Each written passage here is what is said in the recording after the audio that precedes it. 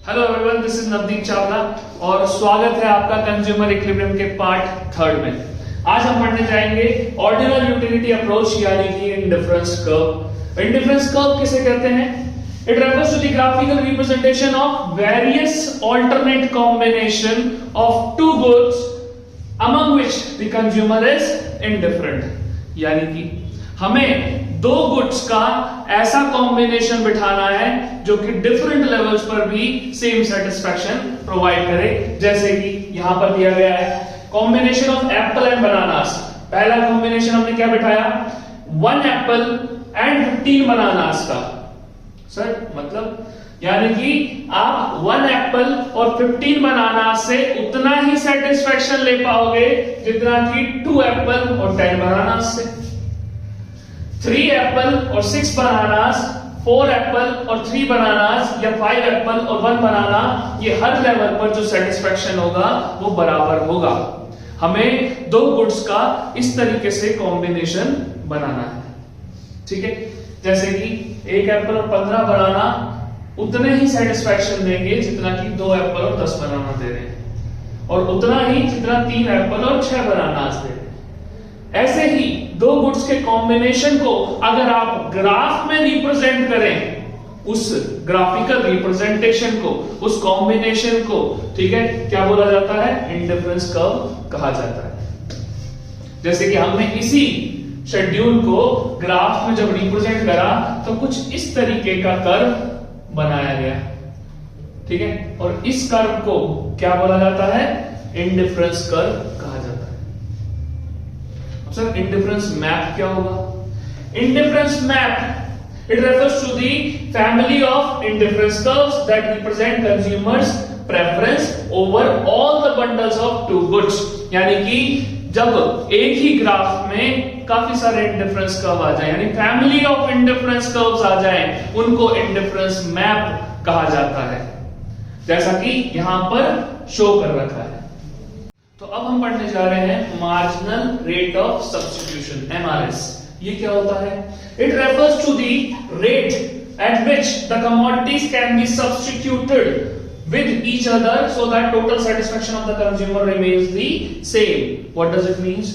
देखो, marginal rate of substitution यानी कि जैसे हम लास्ट उसमें पढ़ रहे थे क्या कि 1 एप्पल और 15 बनाना उतना ही सेटिस्फैक्शन दे रहे हैं जितना 2 एप्पल और 10 बनानास दे रहे हैं। यानी कि आपने 1 एप्पल और खाने के लिए यहां पर 5 बनानास को क्या किया? सैक्रिफाइस किया, ठीक है। इसका प्रोपोर्शन जैसे units of bananas willing to sacrifice और unit of apples willing to gain, ठीक है, इसका रेशियो, इसी को मार्जिनल रेट ऑफ सब्स्टिट्यूशन कहा जाता है।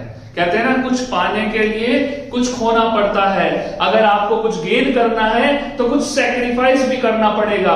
इसी रेशियो को क्या बोला जाता है? Marginal rate of substitution. Okay, assumptions of indifference curve। पहला assumption, there must be 2 commodities। आप दो गुड्स के कॉम्बिनेशन से ही इंडिफरेंस कर्व को मेजर कर सकते हो। Next, no satiety. No satiety मतलब no saturation point. No saturation as in कि भाई मान लो मैं कुछ प्रोडक्ट कंज्यूम कर रहा हूं, मैं कुछ कंज्यूम कर रहा हूं, तो 1 एप्पल और 15 बनानास की तो कैपेसिटी नहीं है, ठीक है। मैं कुछ खाऊंगा तो हो सकता है मेरा 1 एप्पल और 5 बनानास में पेट भर जाए, ठीक है। और अगर हम ऐसे कॉम्बिनेशन बिठाने लग गए, ठीक है, तो सैचुरेशन तो बहुत ही जल्द आ जाएगा। पर इंडिफरेंस कर्व को मेजर करने के लिए, इंडिफरेंस कर्व को जानने के लिए हमें एज्यूम करना पड़ेगा कि कस्टमर का सैचुरेशन पॉइंट नहीं है, नो सैचुरेटी। ऑर्डिनल यूटिलिटी, जैसे कि कार्डिनल यूटिलिटी हमने पढ़ा था, न्यूमेरिकल टर्म्स में मेजर करते हैं, यहां पर न्यूमेरिकल टर्म्स में मेजर नहीं किया जा रहा। डिमिनिशिंग MRS, और जो मार्जिनल रेट ऑफ सब्स्टिट्यूशन होगा वो कैसा होगा? डिमिनिशिंग होगा। These are the basic assumptions.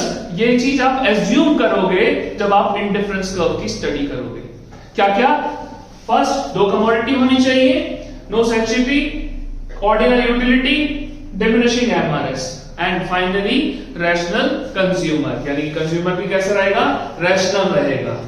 आगे हम पढ़ेंगे प्रॉपर्टीज ऑफ इंडिफरेंस कर्व।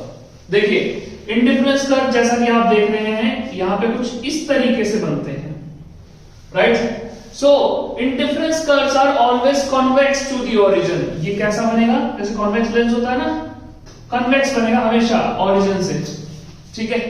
दूसरी property, indifference curve slopes downward, ऊपर से नीचे जाता हुआ बनेगा हमेशा, ठीक है। क्योंकि आप एक चीज सैक्रिफाइस कर रहे हो किसी दूसरे को गेन करने के लिए, ये हमेशा डाउनवर्ड स्लोपिंग कर्व होगा।